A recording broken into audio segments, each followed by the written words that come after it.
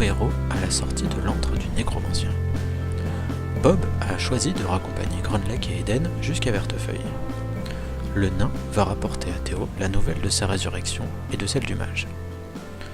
Rassemblant tout leur courage, le reste du groupe décide de se diriger vers le nouvel objectif, la vengeance de Godric.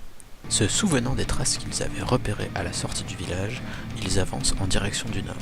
Ils retrouvent très vite la trace du dragon aux abords d'une rivière qu'ils traversent aisément. Sauf le guerrier qui aura besoin de l'aide de tous ses compagnons pour sortir du torrent profond de 10 cm. Puis, au détour d'une clairière, les aventuriers rencontrent une elfe noire. Après quelques amabilités fort bien formulées, le combat s'engage. Mani brûle. Puis se fait piétiner par Godric, qui se ruait vers Dranek. S'ensuit une négociation avec l'enchanteresse et la résurrection du rôdeur. Alors qu'ils étaient supposés demander leur chemin, ils recrutent un PNJ qui devient le 7e putain de joueur pour continuer une quête faite pour 4. Ils arrivent dans un hameau à moitié détruit et en flammes. Shin et Ferenc pénètrent dans une maison scriptée et tombent nez à nez avec des gobelins. Comme c'est bizarre. L'archer et le mage éliminent tous les ennemis, au corps à corps, avec un malus au dé en plus. Alors que le MJ leur avait offert 2 dés d'aventure, ils décident de les utiliser sur les derniers monstres incroyablement inoffensifs. Les poches pleines et la mana vide, nos héros se posent autour d'un camp pour la nuit. Au moment de commencer les préparatifs pour organiser le combat à venir, Ferenc invoque Bob, un sort de niveau 100 réussi sur un malentendu. Après plusieurs heures de réflexion intensive, la stratégie est en place.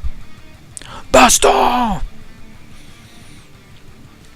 En arrivant à Rivegrande, ils aperçoivent au loin le village en feu, le dragon sur la montagne au-dessus, et surtout du loot! Juste avant de partir à l'assaut, nos héros préparent leur bœuf. Ils se cachent dans une illusion qui les protège de pas grand chose contre une attaque de flamme du dragon. Mani lance Godric sur le dragon. Ce dernier entaille l'aile de la créature et retombe lourdement dans la rivière. Juste avant de se noyer, Ferenc et Fatima, les plus forts de la troupe, lui sortent la tête de l'eau. Le dragon, qui tombait rapidement, se rattrape de justesse et atterrit brutalement sur le clone d'Oriana. Shin propulse le guerrier sur le dragon, qui lui plante sa hache dans l'œil.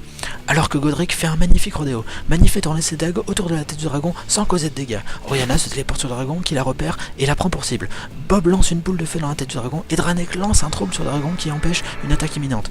Godric crève à l'autre œil. Mani sectionne l'aile déjà entaillée, et Oriana pique la plaie ouverte. Shin exécute un magnifique saut élémentaire et tire une flèche dans le vide.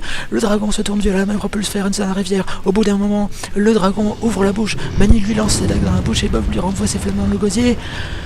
Achève la créature.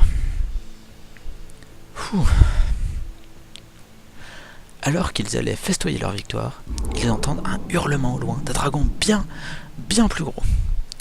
La maman du dragon a l'air très